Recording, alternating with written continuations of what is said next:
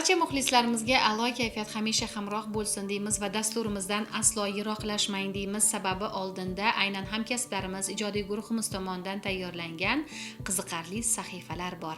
Albatta bizning ijodkorlarimiz sizga ma'qul bo'ladigan yo'nalishlarda juda ham ajoyib bo'lgan materiallarni tayyorlashga harakat qilib kelmoqdalar. Aynan shunday hamkasblarimizdan biri Baxtiyor Salomov tomonidan tayyorlanayotgan qishloq xo'jaligidagi yangiliklar bu juda ham qiziqarli bo'lmoqda. Muxlislarimiz tomonidan yaxshi kutib olinmoqda. Keling hozir ana shu sahifaga ham navbatni bersak va ko'ramiz bugun qanday ma'lumotlar bilan tanishamiz.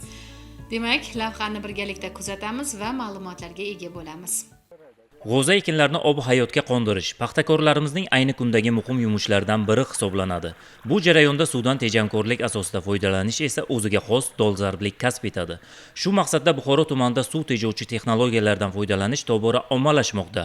Masalan, tumandagi Mavlon Mansur iftixori fermer xo'jaligi rahbari Mansur Maydonov mana 4 yildirki o'z xo'jaligi ixtiyoridagi 20 gektar maydondagi g'o'za ekinlarini egiluvchan quvurlar yordamida sug'orish orqali suv resurslaridan tejash barobarida yuqori hosil olishga ham erishib kelmoqda. Tumanda jami sug'oriladigan maydonimiz 29297 gektar bo'lib, shundan hozirgi kunga qadar 12862 gektar, ya'ni 45% maydonlarda suv tejovchi texnologiyalar joriy qilindi.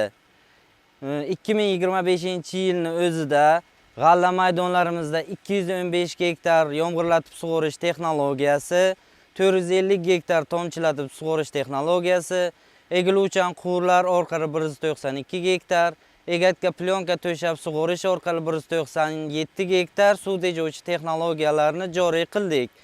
Bundan tashqari 25-yilning o'zida yerlarni lazerli tekislash maydonimiz 4960 gektar maydonda amalga oshirildi. Bundan tashqari nasos agregatlar ham orqali fermer xo'jaliklarimiz ekin maydonlarini sug'orib kelmoqda.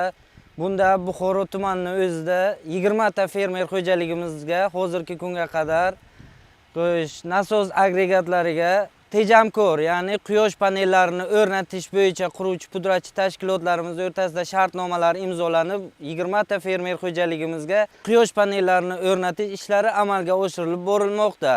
Tajriba shuni ko'rsatmoqdaki, suv tejovchi texnologiyalardan samarali foydalanish suvchilar mehnatini ham sezilarli darajada yengillashtirdi. Shuningdek, dalalarda suv taqsimotining aniq va me'yorda olib borilishi hosildorlikka ijobiy ta'sir ko'rsatmoqda. Xulosa qilib aytadigan bo'lsak, tumanda asosiy e'tibor suv tejovchi texnologiyalar bilan g'o'za ekinlarini sug'orishga va suvdan samarali foydalanishga qaratilgan. Bir so'z bilan aytganda, fermerlarimizga zamonaviy sug'orish texnologiyalari tayanch bo'lmoqda.